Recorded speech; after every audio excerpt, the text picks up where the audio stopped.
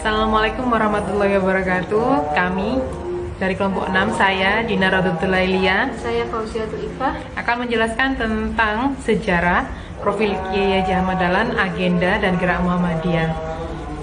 Pertama yaitu saya akan menerangkan tentang konteks historis kelahiran Muhammadiyah. Awalnya Muhammadiyah memasuki fase permulaan pada tahun 1911 sampai 1913. Kiai Haji Ahmad Dahlan telah bergabung dengan gerakan atau organisasi Budi Utomo pada tahun 1908 yang dipimpin oleh Dr. Sutomo, dan Sarekat. Kemudian beliau bergabung lagi dengan organisasi lain yaitu Sarekat Dakwah Islam pada tahun 1911 yang dipimpin oleh Haji Saman Hudi. Karenanya itu beliau terdorong untuk dengan keinginan dan kebangsaannya, beliau tergerak untuk mempelajari organisasi. Lalu Kiai Haji Ahmad Dahlan memasuki organisasi tersebut, yaitu organisasi Budi Utomo dan Sarekat Islam, sehingga hubungan Kiai Haji Ahmad Dahlan dengan Budi Utomo dan juga Sarekat Islam terjalin dengan baik. Lalu beliau diangkat sebagai Dewan Penasehat dalam organisasi Budi Utomo dan Sarekat Islam, dan kemudian berdirilah Muhammadiyah pada tanggal 18 November 1912. Kemudian beliau mengajukan kepada kepala Belanda dan disetujui pada tanggal 22 Agustus 1914. Kedua yaitu memasuki fase kaderisasi. Muhammadiyah memasuki fase kaderisasi pada tahun 1913 sampai 1917. Kaderisasi ini sudah terjadi sebelum didirikannya Muhammadiyah, yaitu melalui Kiai Haji Ahmad Dahlan mencari teman-teman beliau yang bersifat komunis.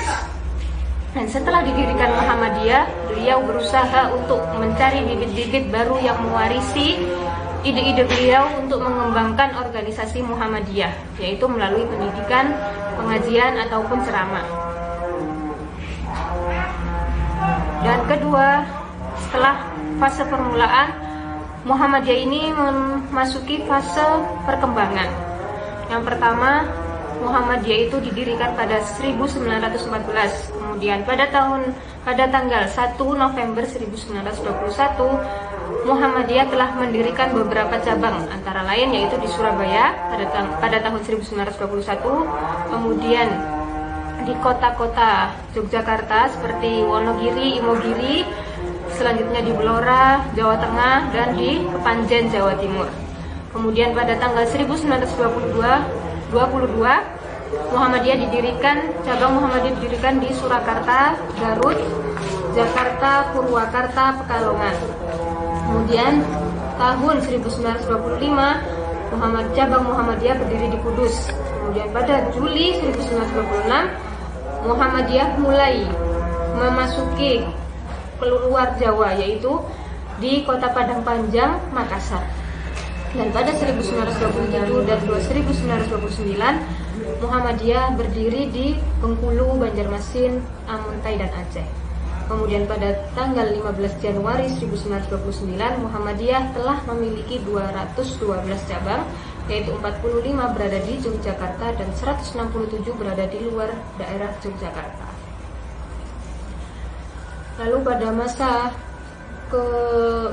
perkembangan ini, Muhammadiyah memiliki kesatuan-kesatuan kerja yang berkedudukan sebagai badan pembantu pimpinan persyarikatan dalam Muhammadiyah ini. Yang pertama, Majelis Tarjih. Majelis Tarjih ini bertugas untuk memperdalam penyelidikan ilmu agama Islam untuk mendapatkan kemurnian dan kebenaran, dan dijadikan pedoman dan tuntutan bagi anggota Muhammadiyah. Yang kedua yaitu Majelis Tabligh, yang bertugas untuk mempergiat dan menggembirakan dakwah Islamiyah yang berasaskan amar ma'ruf nahi munkar, memperteguh iman, menggembirakan dan memperkuat ibadah serta mempertinggi akhlak mulia. Dan yang ketiga yaitu Majelis Pendidikan dan Kebudayaan. Majelis ini bertugas untuk memajukan kebudayaan dan memperbarui pendidikan, pengajaran, dan kebudayaan serta memperluas ilmu pengetahuan menuntut tuntutan Islam. Yang keempat yaitu Majelis Pembina Kesejahteraan Umat, bertugas untuk menggerakkan dan suburkan amal, tolong-menolong dalam kebaikan dan takwa.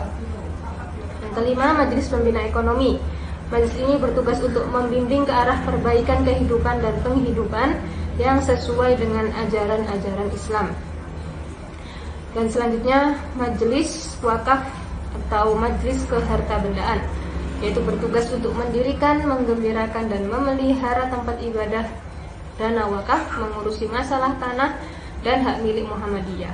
Yang terakhir yaitu Majelis Pendidikan Tinggi, yang bertugas membina perguruan tinggi Muhammadiyah serta memperluas ilmu pengetahuan, teknologi, dan penelitian menurut tuntunan Islam. Selanjutnya saya akan menerangkan tentang profil Kiai Haji Ahmad Dahlan.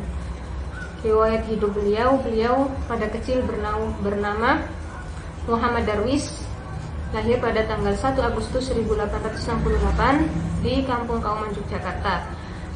Ayah beliau seorang alim bernama Kiai Haji Abu Bakar bin Kiai Haji Sulaiman, pejabat khotib di Masjid Besar Kesultanan Yogyakarta. Lalu ibu beliau bernama Putri Haji Ibrahim bin Kiai Haji Hasan.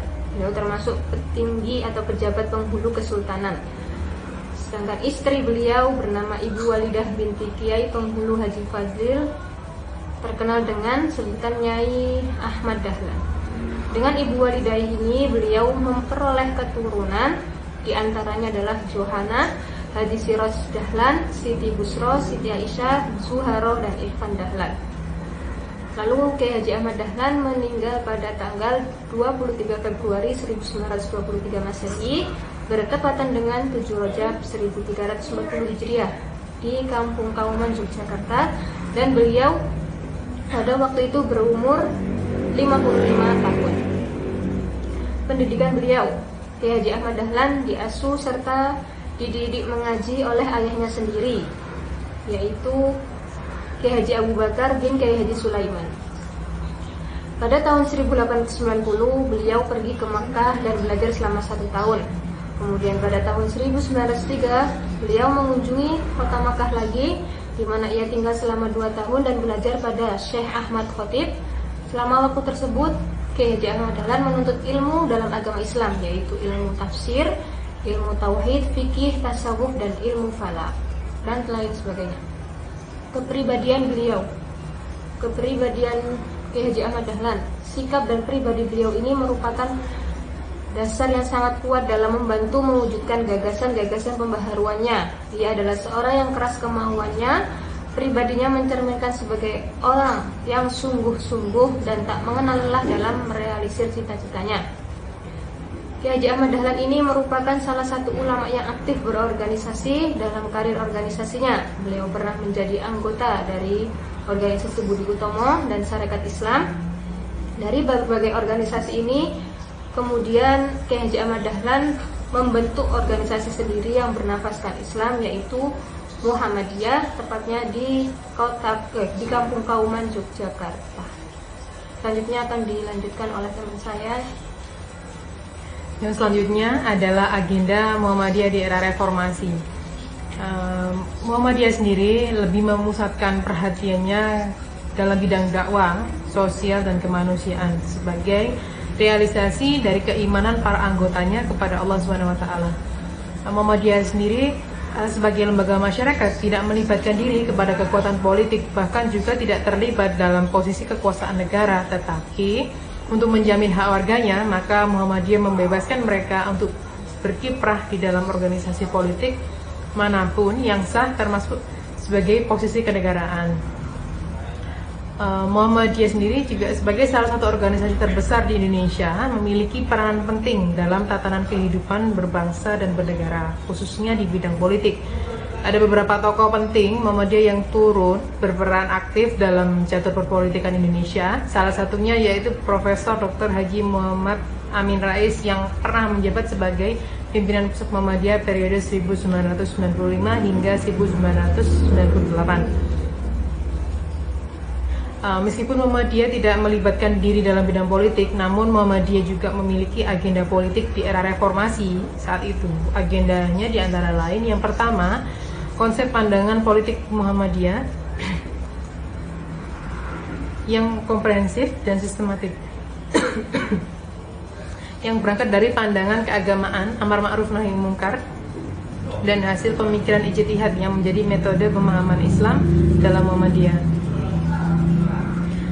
Sistemasi ulang pemikiran formal Muhammadiyah dengan menyusun konsep baru yang lebih artikulatif dalam strategi perjuangan Muhammadiyah. Kemudian fungsi Muhammadiyah sebagai kelompok berkepentingan, lebih politik, penciptaan opini publik, pendukungan atau penentangan kebijakan publik dalam politik praktis. Yang keempat, pendidikan politik bagi masyarakat.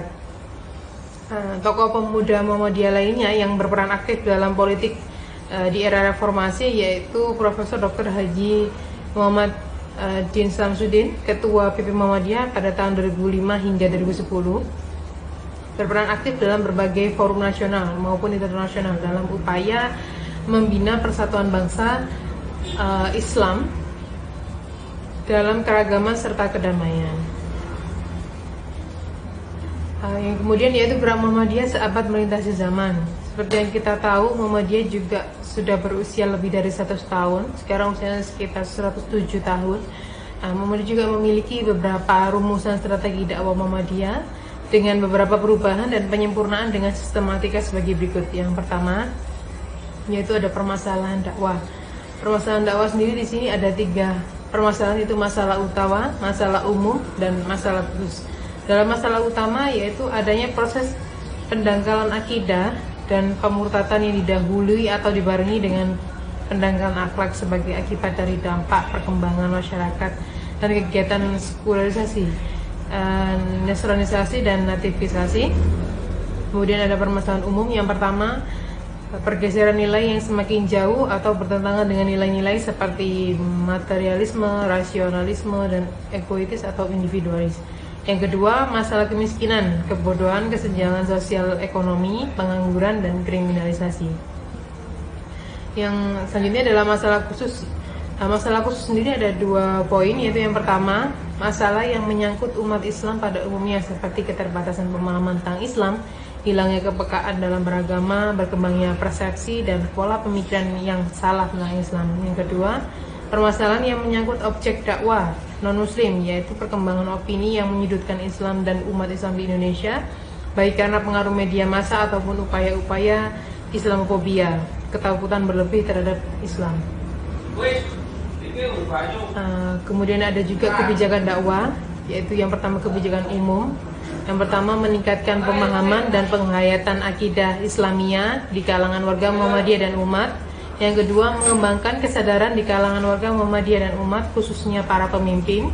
Yang ketiga, meningkatkan sensitivitas umat terhadap perjuangan dakwah, termasuk meningkatkan komitmennya pada perjuangan.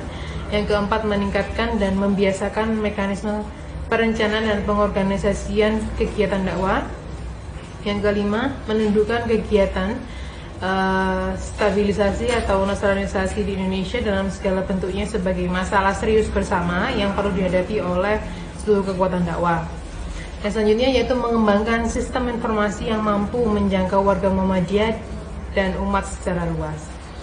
Kebijakan pokok dalam dakwah sendiri ada yang pertama yaitu perlunya disegerakan kembali pemahaman warga Muhammadiyah tentang pengertian dan hakikat dakwah. Yang kedua, untuk mewujudkan manfaat dakwah diperlukan pengembangan nilai-nilai agama menjadi konsep-konsep yang operasional dalam masyarakat. Yang ketiga, mengembangkan nilai-nilai rohaniah Islam yang memberikan rasa aman kepada masyarakat dalam menghadapi ekses modernisasi. Yang keempat, mendorong ulama, cendekiawan, dan budayawan muslim untuk mengembangkan gagasan-gagasan filsafati, ilmiah, dan kultural untuk menjawab tantangan intelektual dunia modern dalam rangka perang intelektual. Yang selanjutnya yaitu kebijakan perencanaan dan pendekatan. Diperlukan informasi yang memadai tentang 4 bahan pertimbangan pokok penyusunan perencanaan dakwah. Yang pertama, permasalahan dakwah yang dihadapi. Yang kedua, kondisi objek dakwah beserta situasi masyarakat dan lingkungannya. Yang ketiga, kondisi subjek dakwah, dai dan lembaga. Yang keempat, sarana dan faktor lain. Yang selanjutnya yaitu kebijakan khusus. Yang pertama, dakwah di kalangan duafa dan mu'alaf. Yang kedua, dakwah untuk generasi muda. Yang ketiga, dakwah untuk kaum intelektual. Yang keempat, dakwah untuk kelompok eksekutif dan pejabat. Yang selanjutnya yaitu dakwah untuk kelompok marginal. Yang selanjutnya dakwah untuk kelompok non-muslim, dakwah untuk kelompok masyarakat khusus, dakwah keluarga. Oke, demikian dari kami. Apabila ada pertanyaan silakan, kami akan buka sesi tanya jawab. Terima kasih. Assalamualaikum warahmatullahi wabarakatuh.